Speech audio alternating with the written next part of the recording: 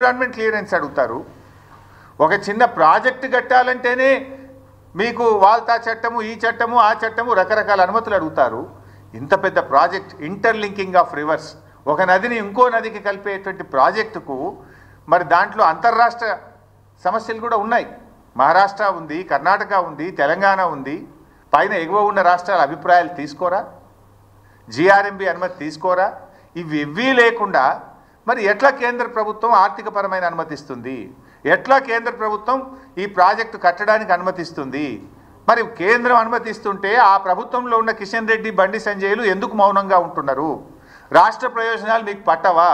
మీ పదవులే మీకు ముఖ్యమా? తెలంగాణ రాష్ట్ర ప్రయోజనాలు మీకు ముఖ్యమా అని నేను అడుగుతా ఉన్నా. మీకు బాధ్యత లేదా అని నేను అడుగుతా ఉన్నా. అడగండి, ప్రశ్నించండి, మన రాష్ట్ర ప్రయోజనాలు కాపాడండి. అవసరమైతే కిషన్ రెడ్డి గారు ఆల్ పార్టీ డెలిగేషన్ లీడ్ చేయండి, మేమందరం వస్తాం ప్రధానమంత్రి గారి దగ్గరికి. ఈ రాష్ట్రం నుంచి కేంద్ర కేబినెట్ మంత్రిగా ఉన్న కిషన్ రెడ్డి గారు అన్ని పార్టీలను తీసుకుపోయి తెలంగాణ ప్రయోజనాలు కాపాడవలసిన బాధ్యత మీ మీద ఉన్నది. పదవిలో ఉండడం ముఖ్యం కాదు, ప్రజల ప్రయోజనాలు ముఖ్యం. ప్రజల యొక్క, ఈ రాష్ట్రం యొక్క ప్రయోజనాలు మీరు కాపాడలేకపోతే ఆ పదవిలో ఉండే అర్హత కూడా మీకు లేదు అని చెప్పి నేను మనవి చేస్తూ ఉన్నా.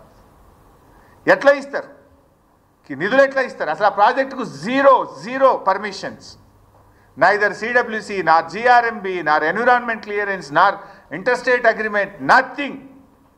ఇక దానికి ఏ రకంగా ఇస్తారో అని నేను అడుగుతా ఉన్నా. ఇంకా ఉల్టా బాధ కలిగే అంశం ఏంటంటే, తెలంగాణ ప్రభుత్వం అన్ని అనుమతులతో మనం కాళేశ్వరం ప్రాజెక్టును త్వరితగతిన పూర్తి చేయాలి, తెలంగాణ ప్రజల రైతుల దాహార్తిని తీర్చాలని చెప్పి